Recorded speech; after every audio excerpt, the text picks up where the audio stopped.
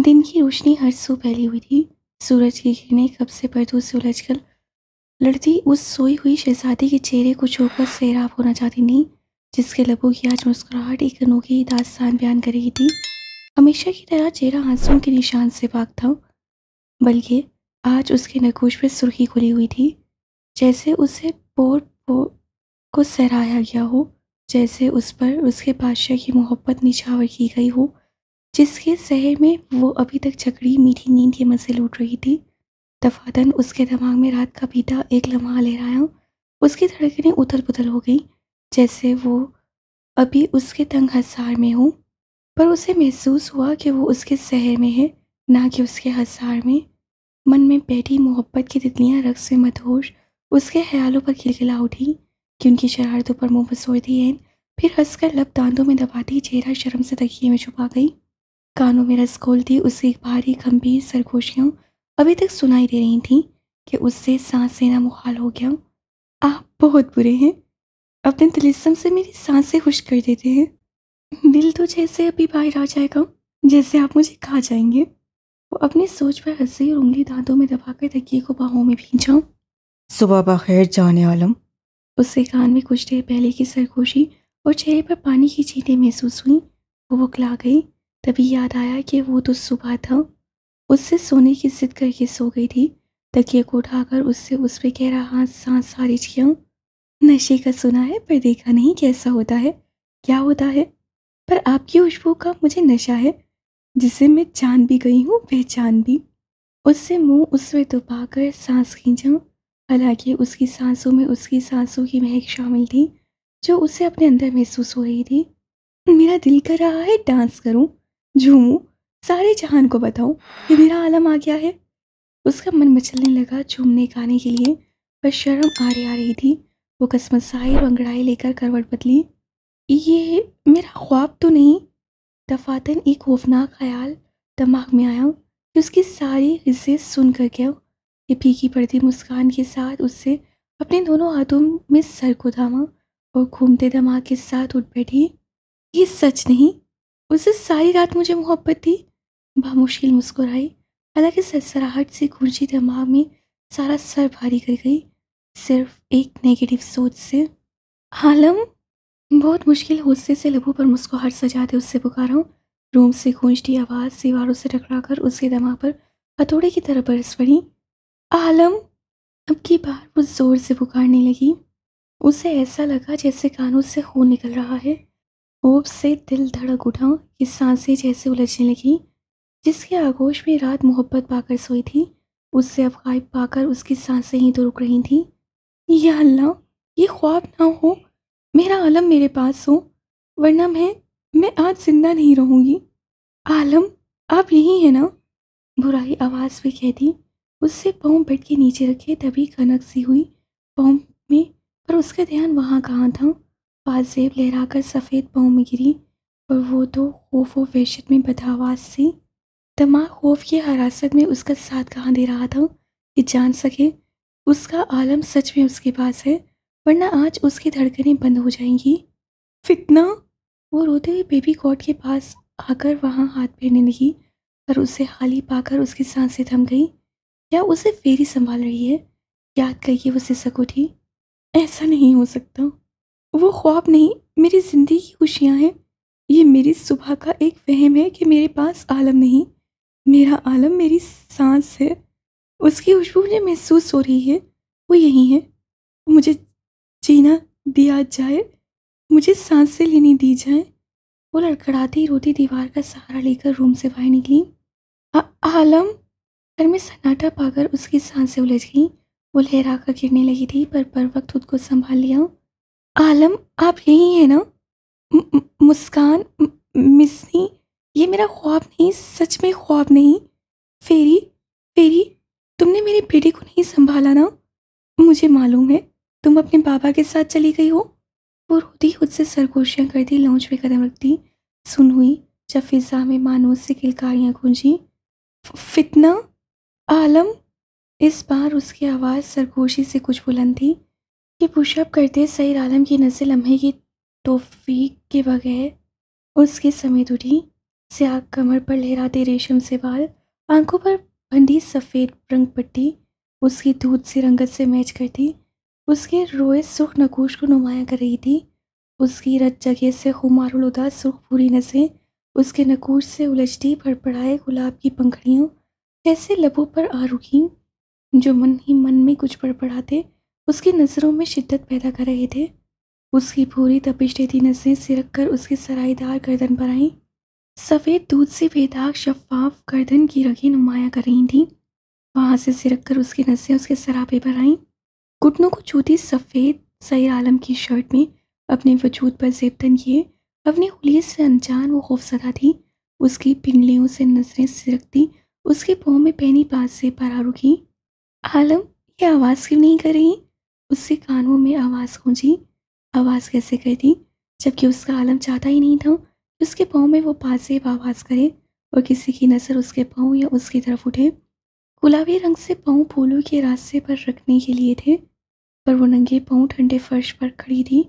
उसकी आसीनें जो रात उससे कोनियों तक फूल की थी वैसे ही थी। वो कोई बर्फ की शहजादी मालूम हो रही थी या किसी और जहान की हूर जो भटक कर इस बीस के पास आ गई थी, जैसे किसी देवों की कहानी। उसके कैद में एक परी, वो जो सुबह उठकर उसे जगाना चाहता था पर उसका सोने पर इसरार देखकर उसके माथे पर बोसा देता अपने बेटे को लेकर लॉन में आ गया और उससे फीडर बनाकर फीड करवाते अब उसे अपनी पुष्प पर कोट से बांधकर पुशअप कर रहा था। दफातन सिसकी की आवाज़ के साथ उसकी आहट पर खामोश हो गया। साथ फितना भी आलम के साकत होने पर खुद भी खामोश हो गया। आलम, उसकी भर्राई आवाज़ में सरगोशी। फितना, वो फिर बोली, जिस पर उस छोटे से बच्चे ने खिलखिलाकर उससे अपनी तरफ मतवज्जा किया और एन चौंक गई। फितना, मेरा जानू बेटा, आपके पापा हैं यहाँ? उससे नाक हाथ की पुष्प पर रगड़ते पूछा, पर जवाब न था रद्द। मुँह पे मुस्कुराहट के साथ सही उठकर खड़ा हुआ। ब्लैक पैंट पर बगैर शर्ट के चौड़े तवाना वजूद की पुष्प पर कोट से बंधा सकीर खड़ा हो जाने पर खिलखिला उठा। वो कब से मज़े लूट रहा था अपने बाप की मोहब्बत के, क्योंकि उसकी मामा सो रही थी और अपनी माँ की नींद खराब करने का कायल नहीं था। अब उससे अच्छा बनना था अपनी माँ की नज़रों में, वजह मुकाबिल दुश्मन जो आ गया था। वो पुष्प पर लटका बंधा हुआ था, पर उसके बावजूद वो किलकारियाँ मारता खिलखिला रहा था, जो कि आलम के लिए जब्त आसमान ना खतरनाक था कि वो रोकर बुरा नहीं बन रहा था। क्यों? हालांकि सब बच्चे रोते हैं और ये खिलखिला रहा है। उससे डराने के लिए उसे ऊपर नीचे किया, बल्कि फेंका जैसे पुष्प पर बंधा, पर वो जैसे कह के लगा रहा था उसकी हरकतों पर लुफ्तंदोज होता। फेरी, क्या तुम हो? कोई बोल क्यों नहीं रहा? अपने माथे को मसलती दर्द की शिद्दत से वो चीख उठी। तभी अचानक पीछे से एक मजबूत हाथ उसके कमर में से गिरता आगे आया और झटके से खींचकर उसे अपने सीने से लगाया। सुबह बखैर जिंदगी। गंभीर भारी आवाज़ में सरगोशी कर दे उसे अपने होने का एहसास दिलाया और कंधे से बाल समेटकर उसे गर्दन की शह रख पर अपने दुखते लब रख दिए। यूरुलैन की सांसें इस अचानक हमले से रुक सी गईं। आलम, एक गहरा सांस भरती उस इसकी मैं समझी आप ख्वाब। मजीद उससे बोला नहीं गया और झटके से घूमकर उसे अपने हसार में लेने के लिए बाहें फैलाती सीने में झुक गई। मैं तुम्हें हकीकत में ला सकता हूँ, तुम्हारे बिखरे होश भी ठिकाने लगा सकता हूँ। चूना लगा रहा है फ्रॉडी इंसान मेरी मासूम माँ को। उसकी सरगोशी सुनकर फितना मचल उठा और आलम फौरन उसका एहतजाज समझता मुस्कुराया। एक उससे भरी मासूम चीख सही की पीठ से बुलंद हुई, जबकि फितना बिफरा हुआ था कि अभी हाथ मुंह खोलें तो वो इस इंसान की गर्दन काट दे। योर टाइम इज़ ओवर फितना।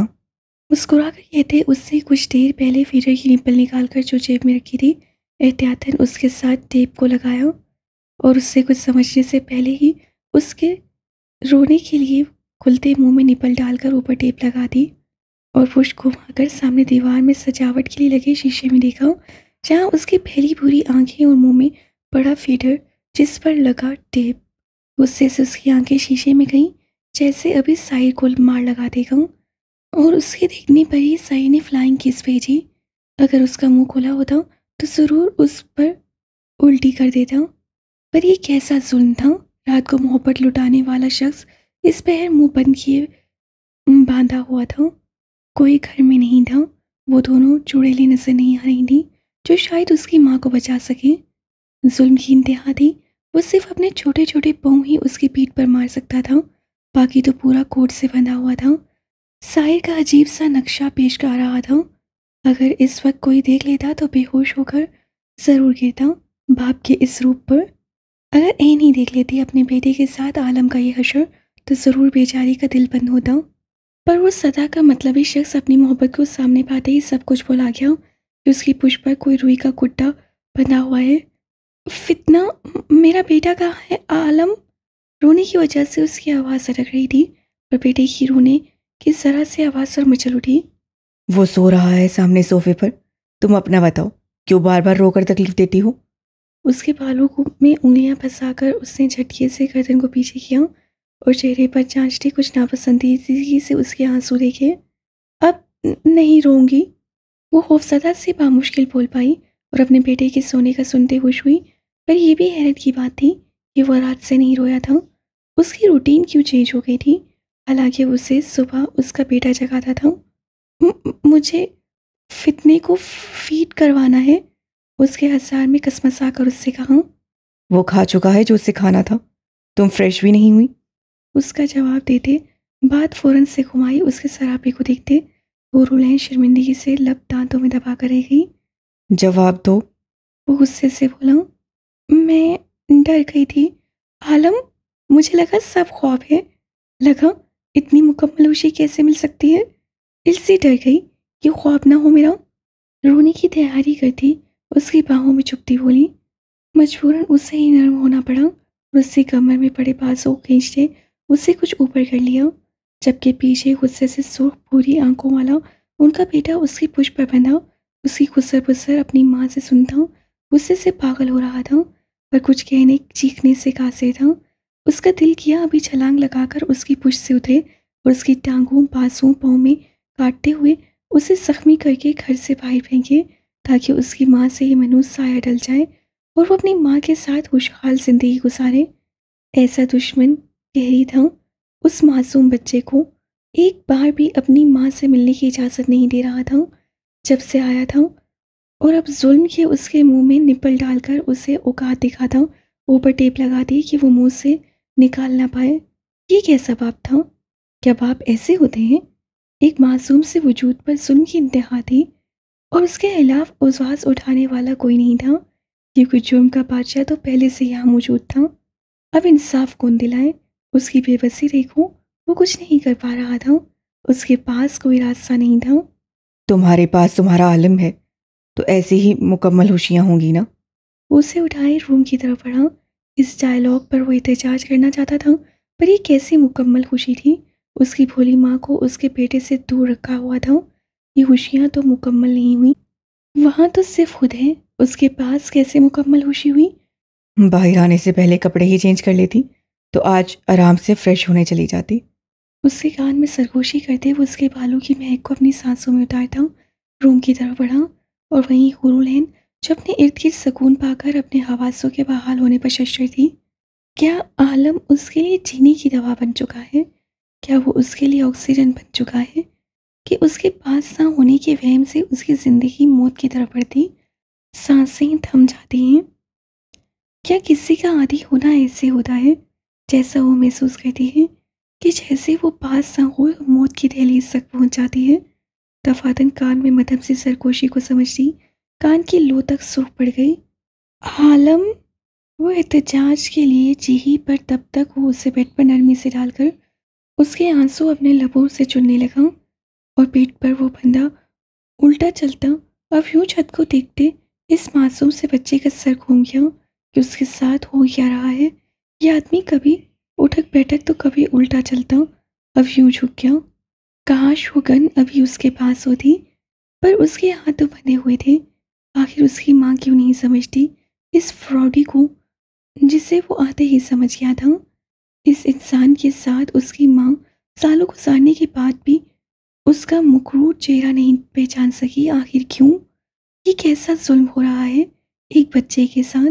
कोई आवाज़ क्यों नहीं उठाता इस तशद्दुद के खिलाफ? बच्चों को हरासा किया जा रहा था दिन दिहाड़े। ये कैसे पाप दुनिया में आ रहे हैं? कोई इस सिस्टम को बंद क्यों नहीं करता? उसका दिल किया अपने बाप का नाम लेकर दाड़े, पर सदा का अफसोस, वो अभी उसके हाथ बंधे हुए थे, मुंह पर टेप लगाई गई थी। कोई इंसाफ के लिए आवाज़ नहीं उठा रहा था, कोई उसके हक में नहीं था, और उसे पूरा यकीन था इस नफसियाती इंसान ने ज़रूर उन दोनों चुड़ैलों को भी घर से निकाल दिया होगा। उसे अफसोस होने लगा मिस्सी और फेरी पर। आलम, हमारा बेटा बाहर अकेला है, सोफे से गिर जाएगा, छोड़े। वो उसके सीने पर शर्ट न पाकर झिझकती उसके लम्स पर सिमटी थी खोया हुई। श्श, मैंने उसे संभालने का पूरा इंतजाम किया है। वो सुकून के मजे लूट रहा है, तुम खामोश हो। उसके लबों पर उंगली रखते वो गर्दन पर झुक गया। वो उसकी बढ़ती जिसार दो गुस्साहियों पर पुकलाकर पीछे खिसक गई। क्या हुआ? मुस्कुराहट दबाते आलम ने उसके हाथ को पकड़ा, जिसकी धड़कनें उथल पुथल थी, वो जैसे कांप रही थी। आप जाएं बाहर, मुझे फ्रेश होना है। वो खिसक कर दूसरी तरफ उतरी। चली जाना। साई ने बांसों पकड़कर अचानक खींचा कि वह हरासा लुढ़क कर टूटी टहनी की तरफ उसके पास आई। भूख लगी है। उसकी उंगलियों को अपने कॉलर बोन पर घूमते देखकर वो मचल कर खिड़की के पास आई और अपने सामने खींचकर पर्दा कर दिया। वो कहका लगा उठा, वहीं सूट सी हुरूलन छिप गई। बहुत बुरे हैं आप, जाए ना यहाँ से। रात भी यही कह रही थी। उससे छेड़ा, जिसे याद करके एन की हथेली में पसीना उतर आया। आपको तकलीफ क्या है? वो पाँव पटक कर बोली, जानती थी उससे बचना मुमकिन नहीं। तुम पास आओगी तो बताऊंगा। ये आवाज़ बहुत करीब से आई कि हुरूलैन पुकला गई। मैं नहीं, जाए आप। वो मचलने लगी थी कि तभी पर्दों के पीछे से घूमता बाजू उसकी कमर में बांधा। वो सटपटा गई। आलम, उसे बेबसी से पुकारा। मेरा शोना। पर्दों से बाहर लाकर उसने उसे दीवार से लगाया। नहीं, मैं आपकी शोना, जब से आए हैं तंग करते जा रहे हैं। कोई अपनी बीवी को तंग करता है?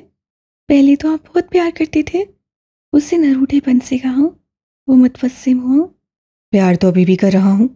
उसकी नाक को उंगली से छूकर बोला, कोई ऐसे प्यार करता है भला? उसे नाक सूखेड़ा जब आलम ने उसकी कलाइयाँ हाथ में पकड़ी। तो कैसे करता है, जाने जा। उसके दोनों डिम्पल्स वाले रुखसारों को लबों से छूकर कहा। उसके तर्ज मुहातिब पर वो शर्मा गई। जैसे आप, मैं और हमारा बेटा बैठकर साथ बातें करें, नाश्ता करें, ऐसे। उससे मुस्कुराहट दबाते कहा, और उसके बावजूद गाल में नुमादार हुए डिम्पल से ही चुप सके। आलम ने देखते फौरन से उसके हाथ छोड़कर चेहरा हाथों के प्याले में भरा और उसके डिम्पल्स पर अपने लब रख दिए। मेरा दिल क्या कहता है एन? वो सरगोशी में कहता उसके दूसरे रुखसार को छूने लगा, और वो दीवार से पुछले खाए चिंपी सी उसकी मूछें दाढ़ी की मीठी सी चुभन पर शर्मा रही थी। बेसाख्ता ही उसका हाथ उठकर उसके रुखसार पर गया और नरम रूई सी मुलायम उंगलियां साई की गाल पर हल्की सी भूरी शेव को सहलाने लगी, और वो अपने पोरों पर महसूस करती मुस्कुराई। क्या कहता है? पूछने के साथ ही दूसरे हाथ की उंगलियां उसके नकोश को छूने लगी। कहता है कभी तुम्हें खा लूं तो कभी सीने में छुपा लूं, ऐसी जगह ले जाऊं जहां सिर्फ हम दोनों हों। और हमारा बेटा, ये बेटे वाली बात दिल में रखियो कि उसे खुशफहमी ना हो जाए। पर ऐसा नहीं हो सकता। वो खिलखिलाई और उसकी खिलखिलाहट को देखते हुए मुस्कुरा दिया खुलकर। तुम मुझे इतना महसूस क्यों करती हो शहजादी? उसकी उंगलियों को नाक और गाल पर देखते उससे पूछा। एन मुस्कुरा दी। मेरा दिल नहीं भरता। आपको महसूस करने, तसव्वुर करने, सोचने, जानने से मेरा दिल नहीं भरता। आप जिस तरह चाहते हैं मैं भी वही चाहती हूँ कि मैं बस आपके साथ में गुम हो जाऊँ शहजादे। वो उसके तिलिस्म में जकड़ी खोया हुई और उसकी उंगलियां उसकी घनी मूंछों तक आती।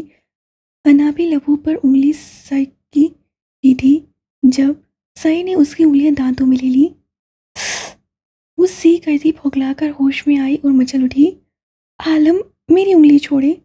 वो तड़पी और आलम ने मुस्कुराते उसकी दूसरी उंगली हाथ में पकड़ी, जो मचल कर बुलंद हो गई। पाँव की उंगलियों पर सीधी खड़ी होती वो उसकी हालत से काफी लुफ्तुंदोज होने लगा। कहाँ जाए अब भूखे? उसे तड़प कर गुस्से से कहा। खा जाऊं? उससे मोहब्बत पाश नजरों से देखते पूछा। एन जो उसके मुंह में उंगली से सहमी हुई थी, पूछने पर मचल उठी। हाँ हाँ, खा जाए। आपको भूख ही यही है, साल से मुझे खाया नहीं है, तो भूख मिटा ले, सारी उंगलियां खा जाए, 20 कहीं के। वो हेज़ो गज़ब से तिलमिलाई। उसके अंदाज, तेवर, लाड, गुस्से पर वो कहका लगा उठा। नहीं, ये साल की भूख एकदम से तो नहीं मिटेगी। इसके लिए तुम्हें रोज़ खाना पड़ेगा। और अभी इजाज़त दी है तो थोड़ा चख ही लेता हूँ टेस्ट को। सो मैंने लहजे में कहते उसकी उंगली चूमकर गिरफ्त से आज़ाद की। और अभी उसे समझने, खुश होने का मौका भी नहीं दिया था कि उसके चेहरे को हाथों के आसार में लेकर वो उस पर झुक गया। दोनों की सांसें यकजा हो गई थीं और दोनों एक दूसरे के सैर में जकड़े खोए हुए थे। हुरुल एन की दूधिया हाथ उसके मजबूत जोड़े शानों पर रखे थे, जबकि शरीर के उसके दोनों अतराफ दीवार पर तार टिकाए वो उसके चेहरे पर झुका, उसकी शिद्दतें लुटाता, अपनी तशनगी मिटा रहा था। अपनी शिद्दतों के बावजूद एक नर्म सा एहसास था जो अपनी शहजादी के पास आकर वो उस पर लुटाता था कि कहीं वो उसकी कांच की शहजादी उसकी जरा सी सख्ती पर टूट कर बिखर ना जाए। वो पत्थर वजूद एकदम उसके पास आने पर मोम में बदल जाता था और उसकी गुस्साहियाँ गलतियों पर जाने के बावजूद कभी उस पर सख्ती नहीं बरत सका। वो उसके सहरंगेज शख्सियत की पहले ही कैदी थी। उसके यूं तिलिस्म में कैद करने पर उसमें पूरी तरह खोकर गई। उसका खो जाना, खुद में और हम कदम होना आलम को बहुत भाया था। ऐसा पहली बार हुआ था कि वो उसके साथ थी और उसके शहर में खो रही थी, जैसे धुंध आलूदा बादलों में गुम हो रही हो। और ऐसा ही तो था, उसकी धड़कनें बढ़ रही थीं, पर उन दोनों को कोई होश नहीं रहा था। आसपास का होश तक नहीं रहा था कि क्या हो रहा है क्या नहीं। बस उन्हें याद था कि वो एक दूसरे में बसना चाहते हैं, खुद को गुम करना चाहते हैं। और अपनी ऐन की भी यही ख्वाहिश देखकर उससे पूरी तरह उस पर सहरदारी कर दिया और वो अपनी चाह मन से उसमें डूबने लगी। शायद आज वो पल, लम्हे, मिनटों, घंटों पे ये सहर नहीं तोड़ना चाहते थे, बल्कि जैसे दोनों की ख्वाहिश थी कि वो जिंदगी भर खुद में खोए रहें, दुनिया जहाँ को भूल जाएं, सिर्फ एक दूसरे में गुम हो जाएं। और शायद उन्होंने दिल की आवाज़ पर लब्बैक कह भी दिया था, तभी तो मोबाइल की बेल पर भी वो होश में नहीं लौटे। सब कुछ फरामोश कर बैठे थे, पर ये दुनिया कहाँ फरामोश करने देने वाली थी। दफातन सांसों के इस फैलाव में खलल डालते मोबाइल एक बार फिर से चीख उठा और उसकी चीखों पर दोनों ही होश की दुनिया में लौटे। वो आपका मोबाइल। अपनी सांसें बहाल कर दी हुरुलैन उस शहर के टूट जाने पर बुखलाई, सटपटाई, कतराने लगी। आलम ने काफ़ी दिलचस्पी से उसके चेहरे की दूधिया रंगत में सुर्खी को देखा।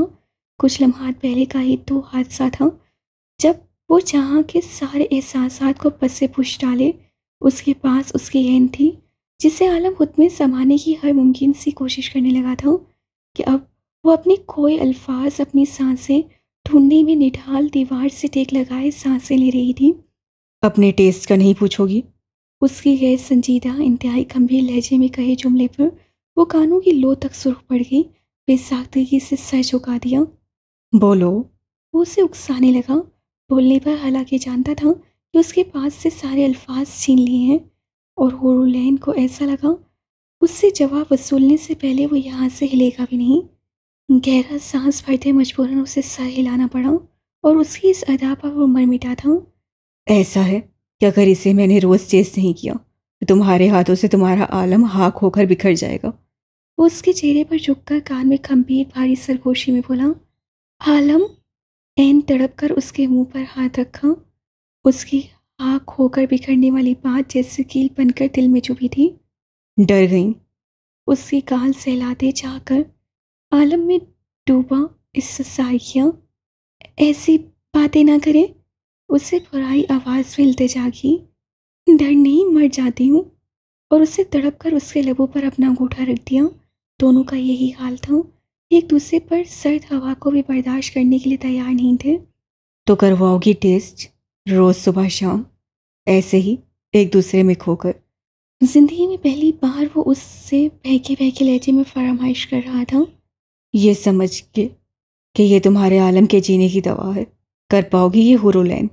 उससे पहली बार उसका पूरा नाम लिया था कि हुरुलैन उसके लबों से अपना नाम सुनकर पोर पोर लर्ज उठी। उसकी धड़कनों से जैसे कायनात की हर चीज़ वो जान धड़क उठी थी। उसे लगा आज उसकी धड़कन से बेजान वजूद में भी जान आ गई हो। इस कदर बुलंद धड़क से दिल धड़का कि एन के कानों ने खुद आवाज़ से बुलंद ये धड़कन सुनी, और आलम ने मुस्कुराते उसकी धड़कन को शांत करवाने के लिए उसके मुकाम पर अपना हाथ रख दिया। वो सहरा की रेत बनकर उसके वजूद में बिखरती गई। ये शहजादी तो पूरी जान और रूह से आपकी है आलम। उससे रूह सुपुर्दगी के आलम में सर उसके सीने पर रख दिया, और उस मगरूर फतेह आलम ने उसके सर पर लब रख दिए। अब से ये याद रखना कि तुम्हारी जान और रूह सईर आलम की है। वो मगरूरियत से बोला, मुझे याद करने की क्या ज़रूरत है सईर आलम? मुझे मालूम है जब फातेह होता है वो जिसे चाहे फतह कर लेता है, और आपके इश्क के सामने ये मट्टी का बुत क्या अहमियत रखता था जो एहतजाज करता? जब आप एक आलम फतह कर सकते हैं तो ये खाकसार क्या अहमियत रखती है आपके इरादों, आपकी मंजिल को ठुकराने वाली? वो तो खुद चाहती है कि वो कैद हो जाए इश्क के आलम में। वो तो खुद यही चाहती है कि आप उससे कैद कर लें। आप मुझे कैद कर लें आलम। मुझे दुनिया नहीं आलम चाहिए। मुझे ऐसी जगह ले जाकर कैद कर ले जहाँ ऐन और उसका आलम हो बस, और वो उससे कैदी होकर उससे कदमों में बाकी की ज़िंदगी गुजार ले। वो सुपुर्दगी से कह रही थी, बल्कि एक देव को दावत दे रही थी कि वो उससे कैद कर ले अपने अंजाम की परवाह किए बगैर। और सईर आलम इश्क के इस रूप को देखकर दम बहुत था। वो गुम खड़ा अपनी ऐन की बातें सुन रहा था। जिंदगी में पहला ये लम्हा आया था, और अचानक ये सईर आलम हकीकतन हैरत के समंदर में डूब चुका था। ये रस खोलती सरगोशियाँ, ये आहें भरती सरगोशियाँ, ये इल्तिजाएं करती सरगोशियाँ, खुद को लुटाती, अपना आप उस पर मिटाती सरगोशियाँ उसकी ऐन थीं जिन्हें सुनने के लिए वो तरसा था। रात रात जाकर उसी फिक्र में गुजारता था कि वो उससे छिन जाएगी दुनिया की रंगीनियों को देखते, और वो उसकी खुशी की खातिर उफ तक करने का हौसला नहीं रखेगा। पर आज आज काया ही उलट थी। दुनिया ही और थी। जहाँ बदला हुआ था फिजाएं गुनगुना उठी थीं। यूनान की सरजमीन पर सईर आलम की ऐन ने इश्क आलम में कैद होकर उसके सामने दामन फैलाया था कि वो उसे कैद कर ले अपनी दुनिया, अपने जहान में, जहाँ सिर्फ आलम और ऐन हो, जहाँ मोहब्बत और इश्क सरापा ऐन हो। ये कैसा लम्हा था कि सईर आलम खुद हैरान खड़ा था इश्क के इजहारी कैद पर। रात वो उसे आज़ादी दे रहा था, और अब वो कैद की इल्तिजाएं कर रही थी। थकी थकी सी आहें, बिखरी सांसें थीं उसकी, जैसे लंबी मसाफत तय करके आई हूँ। हर सांस में कैद हो जाने की इल्तिजा थी, और सईर आलम को चाहते ही उसके अलावा क्या था जिंदगी में। कुछ गवाया तो भर कर पा रहा था। उसकी पीठ पर उसके वजूद का हिस्सा, उसका खून बंधा हुआ था जो उसे अपनी सांसों से अजीज जान था। उसका गुरूर, उसका जिगर था, फ़ख्र था, और मुस्तकबिल का आलम था जो उसे उसकी बीवी से मिला था, अनमोल तोहफा। और बीवी भी वो जिसने उसकी बहन की ज़िंदगी की खातिर खुद को दाव पर लगाया था, और अब उसके इंतज़ार में तपती सहरा में नंगे पाँव भागती लंबी मसाफत तय की थी। और अब उसके पास, उसके आगोश में पहुंचकर बजाय दुनिया मांगने के उसकी कैद मांग रही थी, जानते हुए भी कि वो हैवान है, और वो एक खूंखार हैवानी देव की ताकतों से बना हुआ पत्थर है। उसके सामने दामन फैला रही थी कि वो उससे कैद कर ले उसकी ज़िंदगी में। तो तुम कैद होना चाहती हो? बिल्कुल कैद, अपनी सांसें मुझे देकर। उसकी आवाज़ काफ़ी पुरस्कार थी, जैसे लहजे में पास आने की सरसनेश हो, संभल जाने, होश में लाने की कोशिश हो। पर वो नहीं जानता था कि ऐन इश्क के आलम में किस कदर आगे निकल चुकी है कि अब पीछे मुड़कर देखने की गुंजाइश ही नहीं होती थी। जी जी, बिल्कुल कैद। अपनी हर सांस आपको देकर बिल्कुल आप में कैद हो जाना, और आपके सिर्फ खुद में कैद करना चाहती हूँ। और ये सईर आलम की बीवी हुरुलैन का आखिरी फैसला है, जिसे अब खुद वो भी तोड़ने या जुटलाने बदलने की ताकत नहीं रखती। उससे अपना आप मजबूत बनाकर मजबूत लहजे में कहा, सब कुछ छोड़ दोगी? हर रिश्ता? उससे संजीदगी से पूछा, जैसे उसका इम्तिहान ले रहा हो। अगर पापा अपनी मोहब्बत के लिए सब कुछ छोड़ सकते हैं, तो मैं भी अपने महरम के इश्क में ये दुनिया और उसके हर रिश्ते को ख़त्म कर सकती हूँ, और सबको पस से पुश डालकर सिर्फ आपको कैद चाहती हूँ। वो एक पतली हुई बिल्कुल सिद्धी लड़की लग रही थी। ये कैसी परी थी जो खुद देव का कैद चाहती थी? अच्छा ऐसा करो, पहले इन आंखों से पट्टी हटने दो और मुझे जान लो, फिर ये फैसला लेना। वो जानबूझकर बोला ताकि वो कुछ डगमगा जाए। हालांकि वो खुद भी चाहती तो सही आलम के शिकंजे से उसको छुड़वा ना पाती, चाहे दुनिया उसकी मदद के लिए आ जाए। नहीं, कभी नहीं। मैं आपको जानती हूँ, पहचानती हूँ। मैं अपने फैसले से पीछे नहीं हट सकती। मैंने आपको कबूल पहले ही कर लिया है। शायद तब जब पहली बार मदद के लिए पाँव में झुकी थी, या तब जब अपने आइसक्रीम पार्लर में मुझे मारने की बजाय कहा था कि मैं अंधी हूँ। हालांकि मेरे बाप ने देख लिया था। फिर भी अपने तौर पर आपने हमारी ज़िंदगी बचाई थी, और मुझे जो नई ज़िंदगी दी थी वो सिर्फ आपकी थी। सारी दुनिया आपके खिलाफ थी, और मैं सारी रात जाग कर आपको सोचती रही थी। जहाँ दुनिया आपसे खौफ से छुपती थी, वहीं मैंने तमन्ना की थी, काश मैं आपको देख सकती। जहाँ दुनिया 20 का मतलब जानकर आपसे वैसे सदा हो जाती थी, वहीं मैंने जब जाना कि 20 मानी हैवान है, तब जाने क्यों मुझे यकीन नहीं आया कि आप हैवान हो सकते हैं। बल्कि मेरे दिल ने पहली बार अलग ले बदली थी। मुझे कोई मोहलत नहीं चाहिए, बल्कि इश्क में मोहलत की तो गुंजाइश ही नहीं होती। उसकी उम्मीद के खिलाफ तवक्का वो डगमगाने के लिए हरगिज़ तैयार नहीं थी। सही ने पुरसरार मुस्कुराहट के साथ उसके खेत बासों का आसार डालते सख्त कर दिया। अब ये कदम डगमगाने नहीं चाहिए, वरना सैर आलम डगमगाने वालों को जीने का हक नहीं देता। उसके बालों में चेहरा छुपाने की कोशिश करते सर लहजे में गोया हुआ था। गुरुलैन की टांगें कांप गईं। अब भूल जाओ खुद को। भारी सरगोशी में कहते उसकी सांसें खुश कर दी, पर वो मुतमईन थी। मैं खुद भूलना चाहती हूँ खुद को। उसकी आवाज़ सरस गई। बहुत पसंद आ रही हो मुझे इस अंदाज में। उसे खुले दिल से सराहा।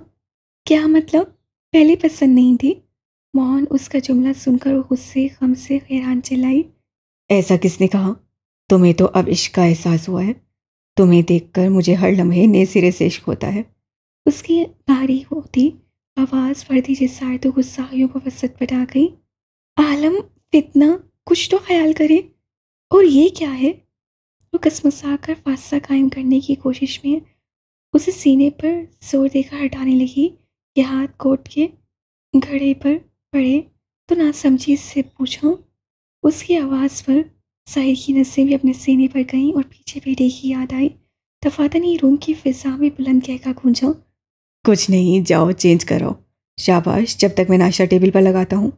उसकी सुई फितने पर जाते देखकर उससे एकदम उसका टर्न बाथरूम की तरफ मुड़ा और अचानक अफ्ताब पर फुकला गई। पर हमारा बेटा? मैंने कहा ना वो सो रहा है। तुम जाओ, फ्रेश हो जाओ, मैं उसके पास ही जा रहा हूँ। उससे बाथरूम तक उसे पहुंचाते हाथ में ड्रेस थमाया। हम घर कब चल रहे हैं? वो घर जाने का जिक्र न सुनते कब से बेचैन होती आखिरकार पूछ बैठी। ये अच्छा सवाल है, पर इसका जवाब तुम्हें अमली तौर पर मिलेगा। तो जल्दी से फ्रेश हो जाओ, मुझे अभी कुछ काम है जिन्हें निपटाना है। शाबाश। आखिरकार उसकी एक भी न सुनी गई। वो अरे करती रह गई और साहिर ने उसे बाथरूम में भेज दिया। गहरा सांस भरकर उसने हाथ पीछे करते बेटे का गाल छुआ। शाबाश, मेरा फर्मा बरदार बेटा। वो बाआवाज़ बड़बड़ाता मोबाइल उठाए बाहर आया, जबकि पीछे गुस्से बेबसी से वो बाथरूम के बंद दरवाजे को तकता सुर्ख हो गया था। मज़ीद सुर्खी तो इस मुंह में पड़ी बच्चों की फीडर की निपल पर आ रही थी कि सब तहस नहस कर दे, साथ उस पहाड़ को भी। पर वो था कितना? उसका अंदाज़ा उससे बाखूबी था। वो उसकी जोड़ी पीठ पर चूसे की तरह बंधा हुआ था, और कब से तरसा अपनी माँ को एक नज़र भी नहीं देख पाया था, सिर्फ उनके मुंह से अपना जिक्र सुनने के अलावा। जितनी बेचैनी उसकी माँ के लहजे में थी, उससे कई सुनता गुना तैश उससे आ रहा था इस जालिम समाज पर। तो कब पाकिस्तान आने का इरादा है? सलाम दवा के बाद ब्रिगेडियर ने पूछा। आपके क्या इरादे हैं? उल्टा उससे सवाल करता कान में ब्लूटूथ सेट किया, अपने बेटे को बाहर रखे बेबी कॉट में डाला और झुककर माथे पर पोसा देते किचन की समेत पड़ा। इरादे तो बहुत नेक हैं। आप पाकिस्तान में कदम रखें, मालूम हो जाएंगे। उन्होंने हंसते हुए कहा। सईद मुस्कुरा दिया। ये ख्वाहिश तो फिर पूरी करनी पड़ेगी। खिलाफे आदत वो मुस्कुराकर बात कर रहा था, जिसका अंदाज़ा ब्रिगेडियर लगा चुके थे, वरना तो ऐसे बात करता जैसे रोबोट हो या सर्द हवा के झोंके। तो समझ जाए, आपके कदम कल पाकिस्तान में होंगे। उन्होंने खुश होते पूछा। मैंने ख्वाहिश का कहा है, खुशफहमी का नहीं ब्रिगेडियर साहब। उसकी मुस्कुराहट गायब थी, बल्कि वहाँ छेड़ थी, जिसे समझते ब्रिगेडियर साहब कहकर लगा उठे। तो आप ये खुशफहमी हकीकत कर दें आलम साहब। वैसे आपको वकील होना चाहिए था, बात को पकड़ने का फन खूब रखते हैं। होश में जासी से बोला। टेबल पर नाश्ता लगाते सईद मुस्कुराया। आज मेरी दुबई की फ़्लाइट है, जानता हूँ ज़िंदगी समिया इंतज़ार में है, पर उसकी ज़िंदगी की खुशी को पहले खुश करना है, तो लिहाजा कोई डिस्टर्बेंस नहीं चाहता। 20 की आने की इत्तला आप तक ज़रूर पहुँच जाएगी, बल्कि पाकिस्तान की ज़मीन 20 के कदमों से महरूम नहीं रहेगी, ना ही वहाँ के दरिंदे मेरी वहशत से। उससे कहकर अल्लाह हाफिज़ कहा। कॉल डिस्कनेक्ट की। ये आज क्या हो रहा है आलम? मेरी बेटी की कोई आवाज़ नहीं, वो ठीक तो है? आप जब से आए हैं वो खामोश हो गया है। वो इतना तो नहीं सोता। मुझे लगता है उसकी तबीयत ठीक नहीं। वो कहाँ है? मुझे पहले उसे देखना है। बेचैनी से दो-चार सवालात की करती वो बड़ा सा ब्लैक दुपट्टा सर पर ठीक से टिकाने की कोशिश में चुंचलाई पूरी लाउंज में आई। हालांकि इतनी देर से अपने बेटे की खामोशी पर तड़प उड़ी थी। एक ही सांस में किए गए सवालात पर सईद की नज़रें उस पर उठी और वहीं उठी रह गईं। सामने ही वो सायरा ब्लैक घेरेदार फ्रॉक, जिसकी बॉर्डर पर शीशे का नफीस काम था, और साथ सिल्वर वाइट की कढ़ाई जो दुपट्टे पर भी खूबसूरती से की गई थी, जिसे संभालते वो हकीकतन कोई आसमान से उतरी फूल लग रही थी। सिर्फ फर्क था कि उसकी आंखों पर सफ़ेद पट्टी थी, जो उससे कोई पुरस्कार से हूर का भेस दे रही थी। कहाँ हैं आप? हमारा बेटा कहाँ है? आलम, मुझे उसे उठाना है, उसे फीड करवाना है। उसके कलोन की खुशबू को महसूस करती वो उसकी मौजूदगी पाकर जवाब न देने पर गुस्सा हो गई। ममता जो तड़प उठी थी, रिलैक्स। होश में आते उससे गला खंकारा मुतवस्सिम लहजे में उसे सरसनिश की। कैसे? नाश्ता कर लो, फिर उससे मिल लेना, वो पास ही है। कतई लहजे में खोया होता उसे बाजू के आसार में लाकर चेयर पर बिठाया। मैं नाश्ता कैसे कर सकती हूँ आलम? मेरे हलक से नहीं उतरेगा। पहले मुझे मेरा बच्चा तो दे। उसने कुछ नहीं खाया, आप समझें प्लीज़। वो उसके निवाले पर चेहरा मोड़ती पर आई आवाज़ में इल्तिजाया बोली। उसकी बात पर गहरा सांस खारिज करते आलम ने निवाला प्लेट में रखा और उसके गाल को उंगलियों से सहलाया। मैंने सुबह यहाँ के मशहूर डॉक्टर के नुस्खे पर मंगवाया गया दूध पिलाया है, और अब वो आराम कर रहा है। इसे तुम भी आराम से खाओ। बेशक नाश्ते के बाद तुम्हारा बच्चा सालिम तुम्हारी गोद में होगा, बाशर्त यह कि तुम अब रिलैक्स होकर नाश्ता करो। अगर खुद को भूखा रखा तो ये जो रात से पास नहीं दिन को भी मौसूल नहीं होगा। सो शाबाश। वो किस अंदाज से उसे ब्लैकमेल कर रहा था कि और ऑनलाइन इल्तिजा के लिए जो तीखे अल्फाज इस्तेमाल करने वाली थी, जिद करने वाली थी, गूंग सी रह गई। और आलम उसे सकते में देखकर खुद ही दूसरे हाथ से उसका मुंह खोलता निवाला रखकर माथे पर झुककर लब रखे। तुम्हारी तारीफ के लिए आज भी कोई अल्फाज नहीं, और मुझे मालूम है तुम अल्फाज की मोहताज नहीं हो। सरगोशी में कहते उससे दूसरा निवाला मुंह में डाला और रूपा मुश्किल अलग से उतारती दूसरा खाने लगी। कैसा सालिम था, उसके नन्हे से बच्चे को बाहर का दूध पिलाकर ऐसे पोस कर रहा था जैसे बहुत ही कुछ तोप काम कर लिया है, और अब वो उसे इस काम की शान के हिसाब से हार पहनाएगी। आप घर कब चलेंगे? वो अपने बच्चे के इंसाफ के लिए जल्दी समिया के पास पहुंचना चाहती थी, ताकि उसका बच्चा उसके जुल्म से महफूज रहे, जबकि दूसरी तरफ उसका जो अपने बच्चे के लिए एहसासात का इंकशाफ हुआ था, उस पर सुनती जानती थी वो जुनूनी है, शिद्दत पसंद है, पर इस कदर होगा कि अपने बच्चे के साथ ही ये गैरों वाला सलूक। आप जानते हैं वो महज कुछ माँ का है, उसके लिए ये दूध नुकसानदेह साबित हो सकता है। फिर आप ऐसा कैसे कर सकते हैं? जो उसका खून भरते हुए तो वो ताज्जुब से कह रही थी। तुम डॉक्टर नहीं हो, डॉक्टर सब जानते हैं। उन्होंने जो लिख कर दिया है वो उसकी अच्छे हिसाब से दिया है। फिक्र मत करो, उस नमूने को तुमने जाना नहीं है, इसलिए कह रही हो। मेरी आंखों से पहचानो, पूरा शैतान है जिसे तुम जन्म देकर बैठी हो। वो सर्द बेलचक लहजे में खोया हुआ। तौबा अस्तागफिरुल्लाह, क्या कह रहे हैं आप आलम? मेरे मासूम बेटे को शैतान कह रहे हैं? आप ऐसा बोल कैसे सकते हैं? वो कितना मासूम है। वो एकदम रोने के लिए तैयार थी, भड़क उठी। यही हकीकत है डार्लिंग। सांस खारिज करते आलम ने उसका सर सीने से लगाया। एक बात सुने, अपने बच्चों के लिए माँ ही डॉक्टर, वकील, उस्ताद सब कुछ होती है, तो आप मुझे ऐसा ताना मत दें। और अगर मेरा बेटा आपको पसंद नहीं तो भले। एक नहीं 100 सुनो, पर इस वक्त वकालतनामा बंद करो और खामोशी से नाश्ता करो। आइंदा खबरदार जो मेरे सामने उस फितने का केस खोला। उसके सर लहजे में सख्त सनसनीश गुस्सा था कि वो एकदम घबरा कर खामोश हो गई। उसके मुताबिक नाश्ता करके जब उठी तो उससे आगे बढ़कर उसका चेहरा हाथों में भरा और पट्टी के पीछे दोनों मूंदी आंखों पर लब रखते गुस्से को लगाया।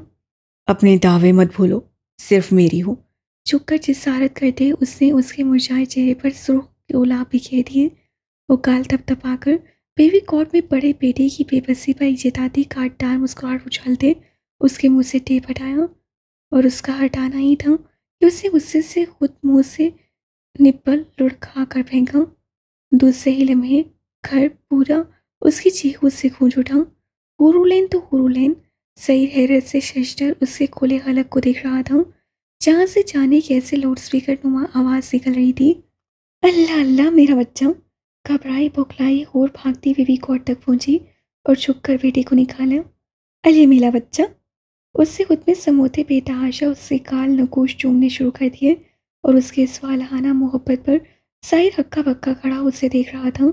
अचानक उसे जलन का एहसास हो तो अपने हाथ की समेत देखा जहाँ खरोंच थी और नसें हुरलैन की समेत उठाई तो सामने वाले मंजर से सईर आलम की दिमाग की रगें चटक गईं। अपनी हद में रखो इसे। दोनों की आपस में वालहाना मोहब्बत से चलता कुर्ता वो बना कर बोला और उसकी तरफ ध्यान दिए बगैर हुरलैन उसे सीने से लगाए सोफे पे बैठी और आंचल में छुपा लिया। सही से 1 मिनट या 1 सेकेंड भी वहाँ खड़ा रहना बर्दाश्त न हुआ तो मुठियाँ भींचता वहाँ से निकला, जबकि उसके माथे की रगें उबलकर फटने तक आ गई थी। बस नहीं चल रहा था कि उठाकर उसे बाहर गली में फेंक देता, पर मजबूर था क्योंकि वो उसका खून था। खुद ही बाहर चक्कर काटता लब भींचते हुए नजरों के सामने बार बार उस छोटे फितने की जलाती मुस्कुराहट घूम रही थी जो अपनी माँ के बोझ से मोहब्बत पाते उसकी पूरी आंखें सही की समेत उठी और लबों पर मुस्कुराहट फैली। उस लम्हे सही को वो कोई डेविल लगा, उसकी खुशियों का दुश्मन। सबसे ज्यादा तो उससे गुस्सा दोनों माँ बेटे के गाल में उभरते हुए डिम्पल्स से आ रहा था। बेसाख्ता ही उसके हाथ अपनी गाल की तरफ उठे और जिंदगी में पहली बार सईर आलम ने अपने चेहरे को छूकर किसी कमी को महसूस किया था। वो जब अपनी आंखों से उसके डिम्पल्स देखेगी तो एक सोच उसके दिमाग में आई। वो बेचैन हो उठा। उसके हुक्म से लाया गया सिगार मुलाजिम से लेते उससे लबों में दबाया। जाओ तुम। सर लहजे में उसने अपने आदमी से कहा। वो मोहतब वहाँ से चला गया और सही ने आसपास से दौड़ाकर जब वहाँ किसी का ना पाया तो मोबाइल जेब से निकालते हुए उससे कैमरे में अपना चेहरा देखा। क्या वो मुझसे ज़्यादा खूबसूरत है? एक उलझती भटकती सोच उसके दिमाग के पर्दों पर लहराई और ये वाहिद शख्स था जिससे सईर आलम को आईना देखने बल्कि अपनी सूरत जांचने पर मजबूर कर लिया था। अंदर के माहौल का सोचना उसके बस की बात नहीं थी, वरना वो आपे से बाहर होकर कुछ भी कर गुजरने पर आ रहा था। कैसा लगा फिर घर और जगह? वो ग्लास वॉल के पास खड़ी सामने समंदर को देख रही थी कि पीछे उसे हजार में लेकर वो मोहब्बत से बोला। एक दिन रेस्टोरेंट में रुककर वो सुबह यहाँ पहुंचे थे। मुस्कान आते ही लंबी तान कर बगैर आसपास देखे रूई की माने नरम बेशिकन सफ़ेद बेड पर गिरती सो गई। उस पर थकन इस कदर सवार थी कि आवाज़ात ने इतनी इजाज़त नहीं दी कि वो कुछ देख सके। उसकी देखा देखी वो दोनों भी सामान सेट करके लेट गए। बुरहान फेरी के रूम में उसके साथ ही लेट गया। दोनों बाप बेटी कितनी देर बातें करते रहे, फिर आखिरकार नींद मेहरबान बनकर उनके हवासात पर सवार हुई और वो दोनों गहरी नींद सो गए। फिर तकरीबन बुरहान की आंखें 3 के करीब खुली। फेरी को सोते देखकर माथे पर बोसा देते उसके रूम से निकला और मुस्कान के पास अपने रूम में आया, जहां वो हाथ में लिए नम बालों के साथ ग्लास हॉल के सामने खड़ी थी।